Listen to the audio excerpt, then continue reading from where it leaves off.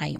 Wadhi wechego mag siasa kama wayudo ni duond bura mar DAP Kenya osingo kao koma od bura ma kachung od bura ma Ugunja yiero ma adundo ma bende chano bage giko mar dwe mar 11 higani, kendo gikwa jodak makono mondo mi osir gi lwedo.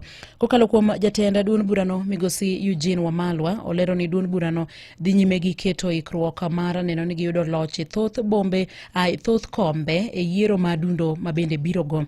To korka kore jalar kom ma Ugunja kod otiko mar DAP Kenya Chris Budo osingo kelo lokruok makare tok yudo komno e yiero mar ma bende duol mar IBC ochano bago tarik 27 mar dwe mar 11 higani. Kom ma Ugunja ne odong' thuolo tok jaod bura margi Opiyo Wandayi ne owal kaka jatend migawo mar teko e sirikal manywanda kata broad-based government. The battle that is coming up in Malava, DAP Kenya, is going to become a Waterloo. Tunafuraha sana. We're going to fight to win seats in Malava, in Yiero, all the way to Ugunja. We have the Honorable Chris Budo is here, our candidate in Ugunja.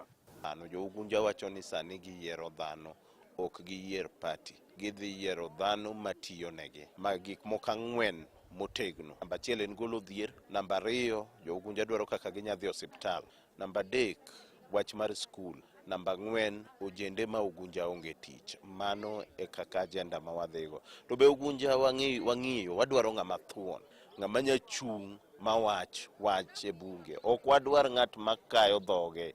Ugunja telo ma Ugunja telo mar luo. Ok en telo mimiyo ng'angoro, ok wadwa ng'ama ngoro, wadwaro ng'ama thuon.